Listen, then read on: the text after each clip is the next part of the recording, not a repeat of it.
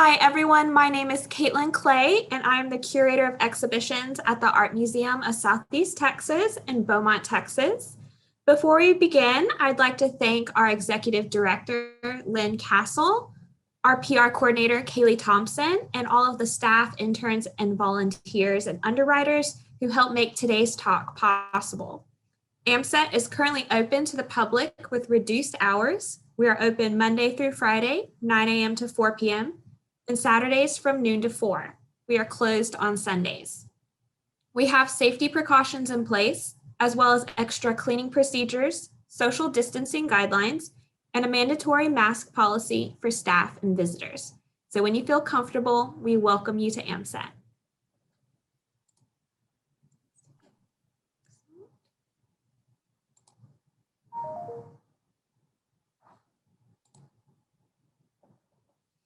We are here today for a conversation with Christopher Troutman for the Taste of the Arts lecture series.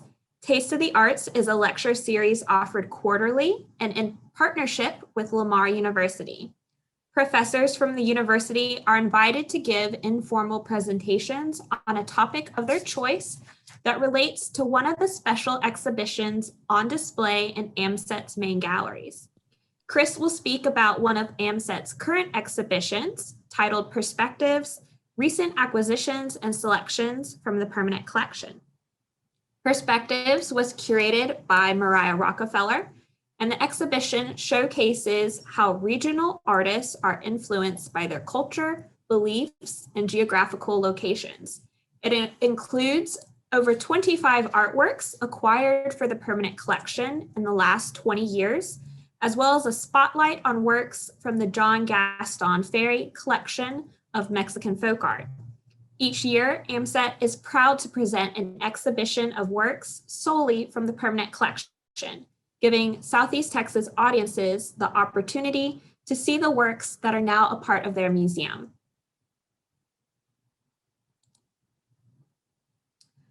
A little background about our speaker today.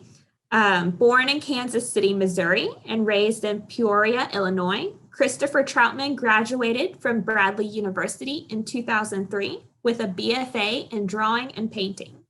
He then moved to Japan, where he and his wife opened a conversational English school in Kagoshima City. While living in southern Japan in 2005, he was the first foreign resident of Kagoshima to be awarded the grand prize at the 52nd Kagoshima Prefectural Art Exhibition. Chris completed an MFA in drawing and painting at California State University, Long Beach, after which he taught drawing and painting at Eastern Kentucky University, Vincennes University, and Eastern Illinois University. Chris currently holds the position of assistant professor of art at Lamar University and teaches all levels of drawing. Chris's art making practice focuses on physical and digital forms of drawing, and he uses ink, charcoal, and paint to depict urban scenes that juxtapose imagery from the US and Japan. He collects source materials from direct observation and photographs, as well as inspiration from comic books and graphic novels. Chris often uses foreshortening and linear perspective, as well as dynamic points of view, to present the viewer with a suggested narrative, using the literature term in medias res as an element in his visual storytelling.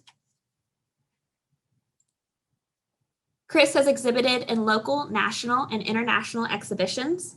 His work has been presented in the Bradley International Print and Drawing Exhibition and Manifest Gallery's International Drawing Annual multiple times. He has also had solo exhibitions at the galleries at Louisiana Tech University, Bradley University, University of Rochester, and the Kansas City Artists Coalition. So without further ado, I would like to welcome Chris. Hello, everybody. Let's see, I'll try to start sharing. Whoa. Let's see. Caitlin, is it possible to enable the sharing from your side, please? Absolutely. Just a second. My screen has changed a little bit, And so my buttons are a little bit off. But thank you for having me. Thank you for being here. I appreciate you inviting me to talk at Taste of the Arts. And what I'm going to focus on the Perspectives exhibition. I feel honored to be included in the show. There's a lot of great artists in it, and seeing their work, I thought it was really inspiring. Especially Robert Lever's work makes me want to work on my painting skills a little bit. His stuff is really impressive. And I guess for the talk, I wanted to focus on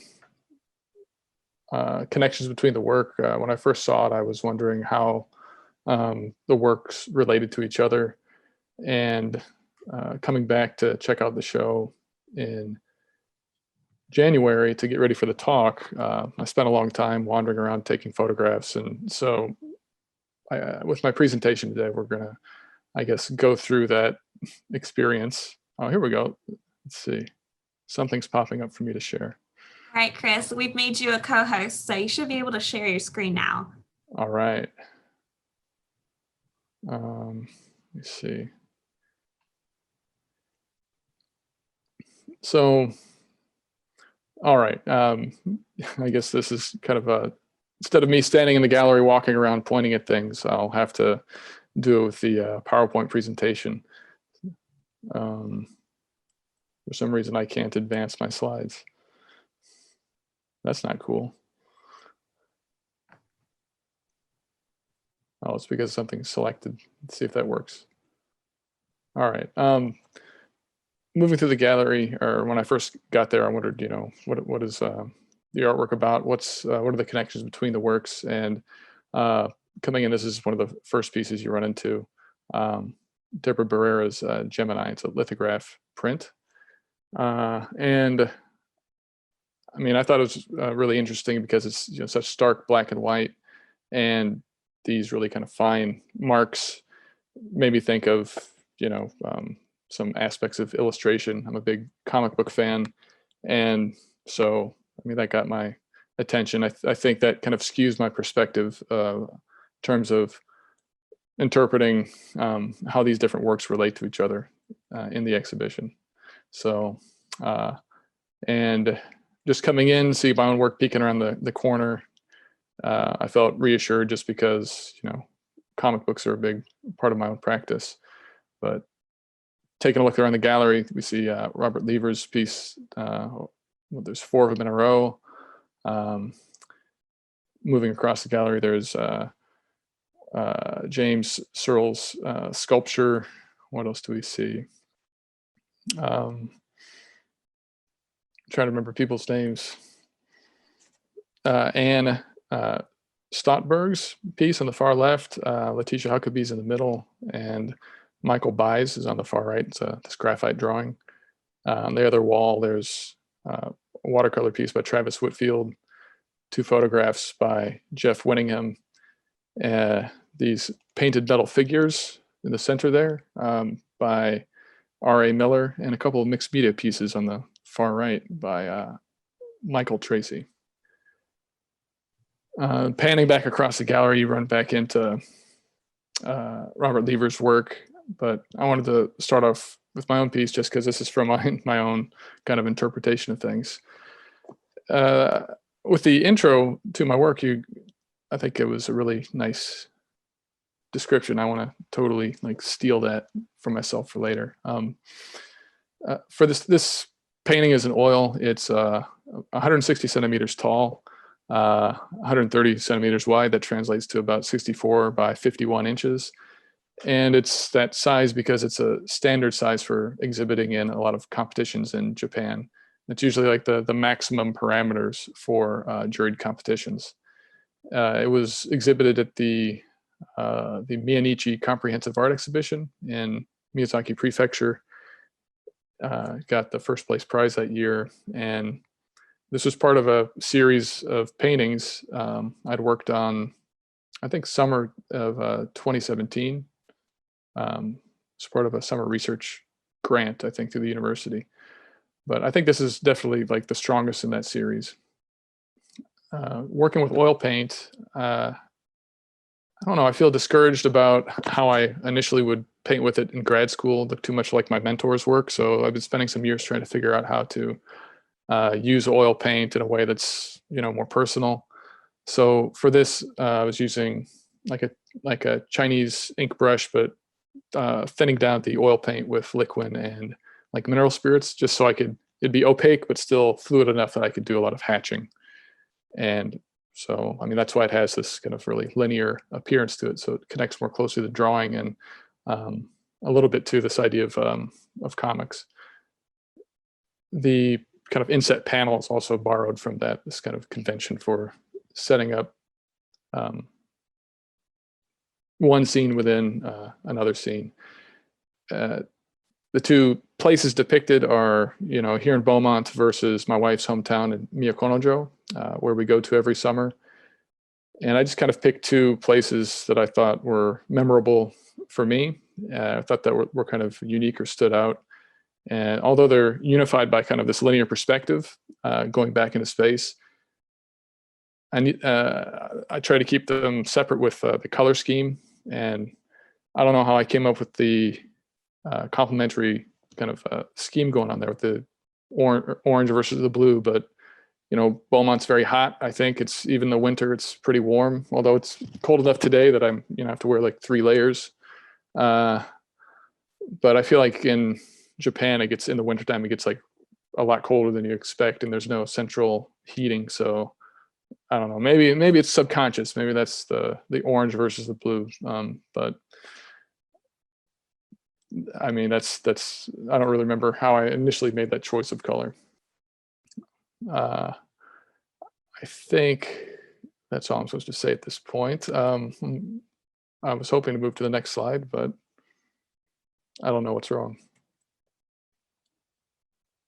That is not good. Let's see if this works.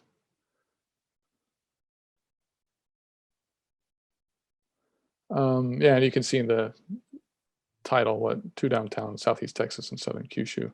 But I was excited to see this another artist that Robert Lever's, like his work, I feel pulls a lot from illustration and comics as well. Like they kind of really, very exaggerated gestures and like the kind of mark making. You see this hatching except his mark making is, I think, much more controlled.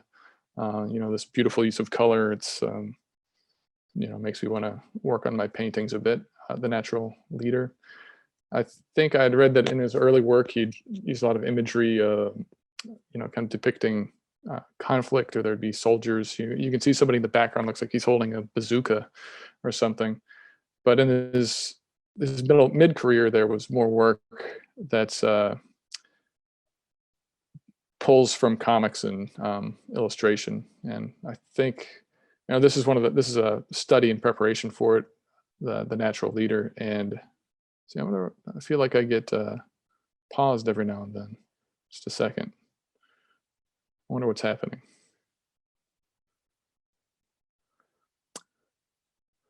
And this is with watercolor and ink, and you can see it has these kind of strong outlines and to define everything, and then the color, I think, is less prominent than in something like the oil painting. With this piece in particular, you can see that connection to comics, the way it's broken up to tell a story. It's just there. Apparently he worked on, he did cartoons for, what was it called? The Yale Report or something, a comedy magazine when he was at university there. Just a coincidence, I guess. I did comics for the school paper as an undergrad at Bradley for the Bradley Scout, and in grad school for the Union Weekly at Long Beach. And I don't know, I've just been, I guess, struggling with trying to figure out how to combine something from comics with painting or drawing. And Lever's work just does that, I think, so well. It's it's beautifully executed, and I don't know, does things that I don't have the guts to do. You can see here, maybe I'll zoom in, the photo's not that great, but you can see the more illustrative appearance, to the line drawing versus the one in oil paint. All right, and then I have some close-ups just looking at those kind of similarities. I thought it was kind of interesting to see a similar pose, like a similar low eye level, looking up at this figure with a hat. And you can see the kind of hatching that he puts into the painting. It feels much more like an oil painting, but also is so much more control. I think my hatching looks a little bit too wild, out of control, too big, as I've been working more on comic stuff recently, collaborating with like Zach Dubasson and some other local artists. I feel like I've been refining how I deal with mark making more so over time. So I should go back to do some oil paintings again and steal some ideas from Robert Levers. So this is just another kind of example, like in the trees, the kind of mark making. I feel like there's a little bit of a parallel. In his watercolor and ink pieces, you can see it more pronounced, the kind of hatching that he puts into the clouds. And I think I mentioned this earlier, just although that there's like this difference in approach, with line being kind of what defines the watercolor and ink pieces versus like broad areas of color. In the oil painting, there's still like a similarity in mark making with kind of hatching, or the way the brush is used, especially if we look at the sky versus the trees here. And this is just another example, like similar kind of mark making with both media. I wanted to jump into something more specific about comics. This is just an image from what is it called? Drawing words and writing pictures, and they try to explain in the book a lot of aspects of comics. So there's the gutter, the space between the panels, and the panel border is the line that kind of outlines each of the panels on a page. And I think I'm trying to remember what I was supposed to talk about here. The story of the man trying to call his dog. He's got his jaw shaped like a dog's bone that the dog wouldn't chew on, so maybe he's trying to get his attention or bribe it to come home, and it's really unclear as to what happens. It's really exaggerated gestures trying to get his attention, and you just get kind of a few images of the dog here and there. So I don't know how it was just resolved. Let's see. I feel like, oh, it worked. Okay. So I wanted to zoom in and just take a look at that idea of the panel, the gutter versus the panel border. It's very clear and defined, and it's hand painted with Lever's work, and with mine, there's no clear border. There's maybe an underpainting you can see, but otherwise it's just an edge against an edge, paint against paint, and it gets broken in places. It's, not very consistent. Some other things that I've tried to do that I thought are similar to his work, actually bringing in that kind of panel border, but this image here on the right is, it's the same size as the painting in the gallery, but it's painted digitally on Clip Studio Paint. And so any of those border lines were, they're hard edge executed with like a tool, a digital drawing tool. So it's not hand drawn like Levers, which I think is, I feel like that'd be super challenging. I don't know. I ink over the printed drawing, after I completed on Clip, print it out, draw over it with brush and ink, but I did not go over the panel border again because I feel like I would ruin it. And some other works, I've tried to mess around with it in charcoal, and you can see it's just an edge. There's no real border. The only time I feel like I actually get into something like that is this other one that's digital. At the bottom, there's, this kind of very dark margin is like the gutter, or is the panel border and the gutter merged together. Some other artists, or I guess another comparison, it just makes me think of the idea of hand drawing the page or hand painting it, would be like Dave McKean, who worked on Arkham Asylum. This is a comic from the 90s, one of the first painted graphic novels I saw as a kid. Except I feel like these are individual paintings, and those are probably those, borders or gutters are added digitally. I don't think I have a good enough picture to really be able to tell, but a lot of artists do use something digital. But I also think it's interesting that they take some aspects of painting, fine art, and bring that into comics versus stealing stuff from comics and putting into fine art. George Pratt is another artist who would use a lot of aspects of painting in his comics, except in this early graphic novel of his, Enemy Ace, it's I think each page was an individual painting, so he had to be careful to preserve the margin there, or you can see areas where the paint goes over the border. And I think with Lever's work, you can see there's a little bit of it's not like perfectly straight, there's a little bit of variation, so it has that hand painted touch. And George Pratt's actually from Beaumont. He teaches at Ringling College of Art and Design in Florida, and he comes back here every now and then and visits the local comic shop. I want to be a visiting artist again sometime. But back into the idea of layout, on this painting of mine, there's this kind of edge going around. I guess, I don't know if we can see it because of the zoom image, but there are grommets at the corners of this kind of border. You can see that. I wonder if I can exit out of this so we can see it easier. Here, like the edge of the painting, this was actually part of the canvas wrapping around a stretcher. It was originally stretched when it was in Japan. Before I brought any artwork back, I have to take it off, roll it, and ship it. And in the States, I usually show things unframed. So it kind of fit with how I show things over here. But put the grommets in, and usually hung from a pin or nail or something. I think this looks really nice here. But let me go to the next image. And this is the only image I have of these paintings when they were actually on stretchers. I haven't been able to hunt down any photos of any shows over there to actually see them in any kind of gallery space. Somebody took a picture somewhere, but I don't know who they are. I'll ask the museum maybe. But I thought there was being hung unframed, being nailed or pinned to the wall. Let's see. Hold on. As we make our way across the gallery, we'll see James Searles again. And I didn't make any kind of comparisons, but I thought the leaves kind of reminded me of some of the leaves Mark making in like the Lever's painting, or like the foliage, and I don't know, those kind of curves. Maybe think of like the kind of the gestures that the man was making, calling to the dog. But Letitia Huckabee's piece, it's hung, I guess, in a similar way.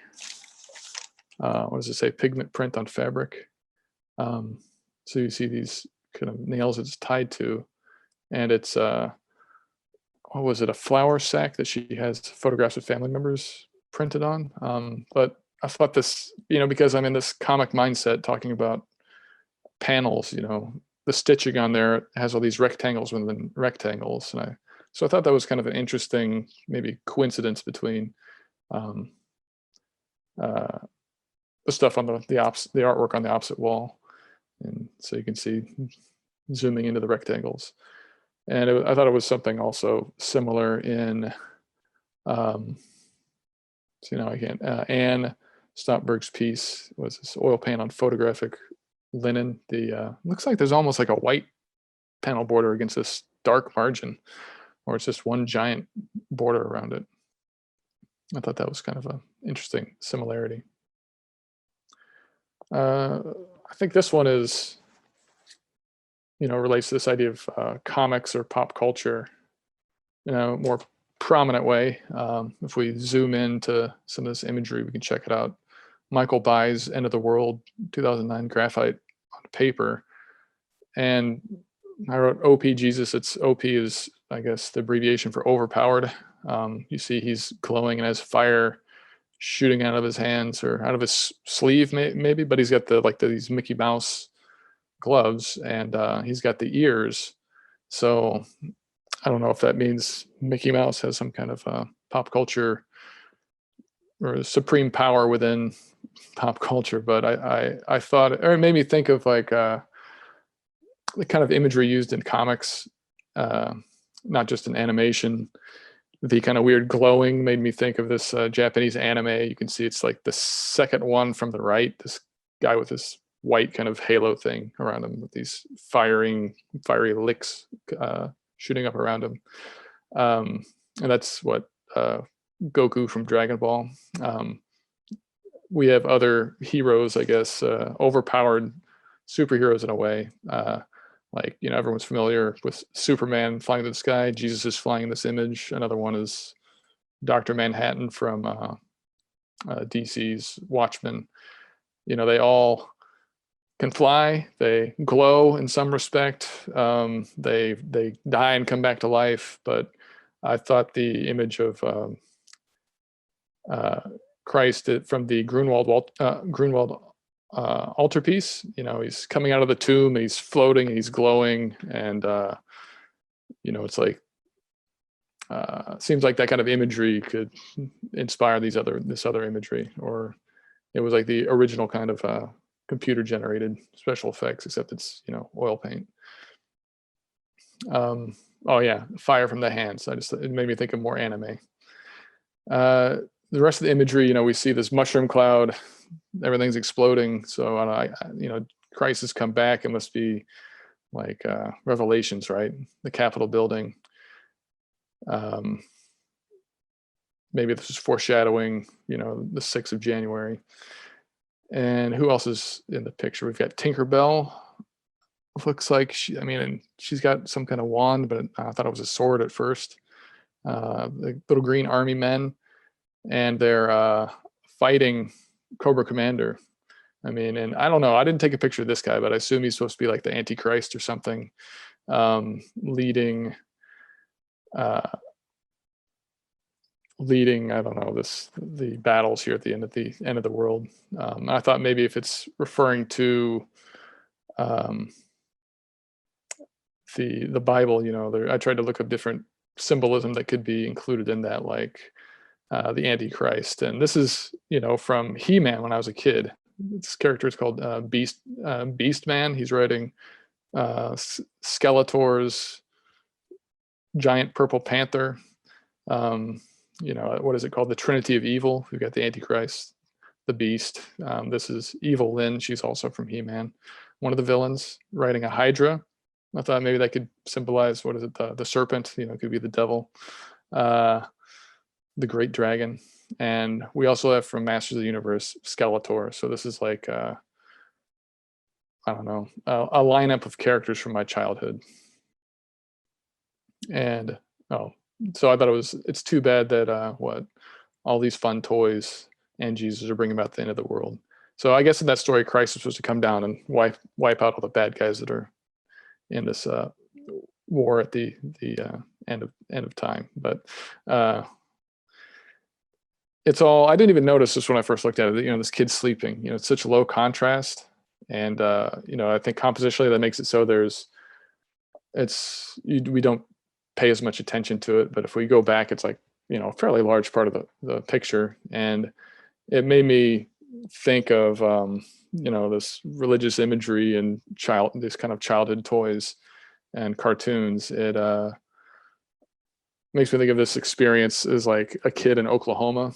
My mother was going back to school, earning a PhD in accounting, and a friend of mine, I was like in second or third grade. He was in second grade. He was, very strongly religious, and had me go with him to his Baptist church one Sunday, and I was like, it was really intense. So, I could imagine having a dream like this, combining and these villains, and I don't know what else, and terrifying religious imagery. But I thought, this idea of Skeletor and having this head made out of it's just this bare skull, related to this skull-like head across the way with Robert Lever's painting. It looks like it could be in dialogue, one piece to the other. The dog runs away. I probably should have had it facing the other way. The man trying to call it, trying to entice it to come back with the bone. And I feel like Skeletor is protesting somehow, saying like that belongs to me. I don't know. It's I lost it a week ago. It's a family heirloom. Or, I don't know. We have to make up the word balloons to go with it. Moving past that piece over to that last wall. I'm getting close to the end of my slides.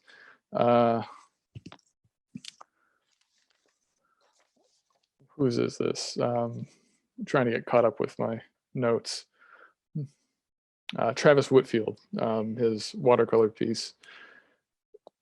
I thought it had kind of an interesting similarity to Anne Stopberg's piece, this kind of profile view and the grid of the bricks or the windows behind him and this other composition. So I feel like there's this repetition in the show, these relationships that are there between some of these other pieces. Then looking at everything else together, I don't know, I started to try to find out how they may connect. And, in this photograph, what is Jeff Winningham, it says fresh shelled peas. And then at the corner there, it says Jesus is alive. And, if we look back to Michael Byes' work, Jesus is alive and he's ready to destroy the earth, or I guess, end all wars. And another one of his, the other photo of his is this image of the sign of what Joseph C. Dunn, who's complaining about the FBI, what has been harassing me for over 8 years. How long did the FBI and the United States government harass people in the United States? Who gives the FBI the authority to harass people in the United States? So it's just like his this rant. And let me see if I can go back. I thought, the two metal figures, these painted figures standing there, I thought one of them looked like Uncle Sam, and the other one looks, I don't know, I just think it looks like the devil. We've got Jesus on the other wall, and we've got the devil on this one. I thought, whoa. I thought, it could go together somehow to tell a story. And, establishing shot of the field, once upon a time in Southeast Texas, in a little old house. There's a little old man who muttered to himself, I wish that federal government and Uncle Sam would leave me alone. The devil and Jesus are shocked at it. So Uncle Sam has to apologize. But I don't know, I didn't like exactly how that worked with that figure. So I thought we'd bring in that other character like they're buddies, and he's ranting and complaining out loud, and the other guy would be saying silently, would you shut up, man? But no, that's just the story I tried to create there. But yeah, these pieces were R.A. Miller and Michael Tracy. And that's actually the last slide that I had. So I'm going to stop sharing. So is it questions time? Yeah, so if anyone has any questions, you're welcome to type it in the chat box. Or you could unmute yourself and ask one as well, either way. But Chris, that was really great. I love how you've drawn connections between some of the artworks that, like even I hadn't previously seen. I think with the exhibition, there's at first this thought with it being titled Perspectives, that you're supposed to look at each of the artworks and individualize them in terms of the artist and the time period they worked in and the subject matter they were inspired by. But you were able to show us how even across time and geographical locations that many of these artists had similar types of thinking, or were drawing on similar types of formal elements in their artwork. And so I know myself personally, I'm excited to get back into the galleries and walk in between the pieces you talked about and just draw those connections in person. So do we have any questions from anyone?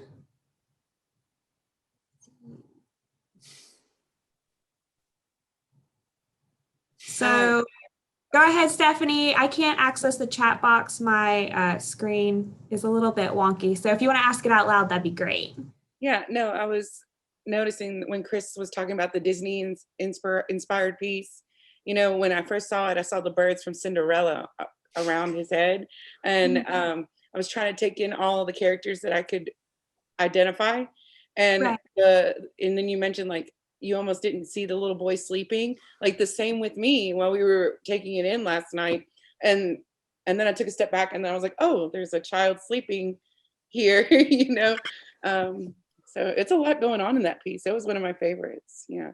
Mary Ellen von Netzer was here earlier. She had to go, but she's the current president of Beaumont Art League, and she really enjoyed that piece too. So. Yeah, I forgot about the birds. I was going to say something about them. Are Yeah, they well, helping Jesus when he's flying down to wipe out the battle or whatever? I don't know. I don't know, but it reminded me of that opening scene of Cinderella where, you know, they are kind of like her only friends, you know, and they're helping her get dressed, and just reminded me of that. I identified that immediately, and then I began to see all the little identifications of cartoons and references. Yeah, it was weird to try to make sense of that, you know. And I really enjoyed your little cartoon that you put together, your little comic at the end. That is awesome. I hope you share that, Chris. It's great. I didn't know how well that would go over. Yeah, well, you know, I liked it. And, you know, Chris, you mentioned it being sort of foreshadowing of the attack on the Capitol a few weeks ago. I will say this exhibition was put up in October. Yeah. So there, you know, when Mariah and I first installed it, we're like, this is such an incredible piece, but it's also like sort of ridiculous. And then for it to become some sort of reality, it's just such a weird paradox. And it's interesting too that like Stephanie brought up recognizing the birds, and Chris, you recognizing like the He-Man, because there's this interesting relationship with viewers from all different types of generations seeing that drawing. Like I can identify the Tinkerbells, but I may not have really like grown up with He-Man. So it's fun to get these different interpretations of the piece where everyone's helping each other like identify it as a whole. Are there any other questions from our viewers? Again, I can't really access the chat box, and I'm sorry about that. So if you'd like to unmute and ask your question, you're welcome to. Oh, I see. Am I supposed to have? I think I have the chat box now. Is there? Should I? Let me see. Is this on Zoom? How the exhibition could influence my future work. Wait, who said that? Who wrote that? Was that Dennis? Whoops. No. Okay. Sarah Bame here. I was the one that asked the question. Thank you. Well, I think I think just seeing Robert Lever's work and how I just, you know, how I guess deftly or comfortably he uses like oil paint, and makes me, I feel like with my work I try to get away from something that's, it feels like too much like traditional painting in a way, but the way he's doing it, it has borrows from illustration or comics that is kind of his own way, and it makes me feel like there's probably more that I could do to explore that more fully. And I don't know, I feel like my mark making is just too wild and crazy, and I need to, it makes me wonder what happens if I tone it down or use a smaller hatching or do something that I've learned from some of the other artists here in town, and you know, try out something new, see if it has a different effect, see if it's more effective as a piece of artwork, or maybe it needs to go in the other direction and become totally crazy and a giant brush with huge hatching. And I don't know, I have to try a few different things to see what happens. Hey, Chris, this is Lynn Castle. You did have another question in the chat box. Okay. It says, hi, Chris, can you elaborate on why perspective is so important to you? And it's from Serena. Perspective, like literal perspective, like linear perspective, or what? Let's see, how do I? I can unmute. Okay. I was just thinking, sorry, kids' birthday decorations. Oh. I was just thinking how, yeah, your use of linear perspective and really coming from direct observation. So giving that sort of like curved ocular space, as well as this very like deep space that connects to direct observation. Many artists aren't interested in that. They're interested in a different type of space. So, but your work always has that. I was wondering what you love about it, or why you like to exploit that so much in your work. I think it's I think it's just challenging. And I think that's something fun about it. And I remember, I mean, a lot of it, I mean, to be honest, to do that from observation, that's only something I've learned like in the past like year or two. Before that, I was just kind of guessing like, oh, it'd probably be like this if my eyeball had a different lens. So it was like kind of trying to figure it out with the drawings and paintings. And then I think it's like my students, got me to get on Instagram and see the different artists that are on there. And I don't go off and hunt just Instagram artists that are out there for the likes, I guess. It's people that have a career as as a painter, or they're an educator or something. But there's this guy, Paul Heston. I really don't know how he makes a living, but I assume he just sells his work and does workshops and things. But his he'll do these observational paintings and drawings. He does like iPad drawings, so you can see the animation for it. But seeing like the imagery and how he does it in the videos for documenting how he draws it, I was like, whoa, I wasn't that far off. And then I started to wanted to experiment more with that, learning how to do that from just looking. And that's come back into my teaching when we talk about perspective and getting down to basics like measuring, how to set things up on the paper. But I don't know, I think it's really challenging. You end up seeing things differently than what the lenses of your eyeballs would normally allow you to do. We have a very limited I guess field of vision, and being able to see, like, get a feel for this bigger space, or have a small space feel much larger because of that kind of warping, is something that I really like. Kind of shifting what we expect of a space and making it feel bigger. Hopefully that answers the question. Thank you. No, it was really interesting. Thanks.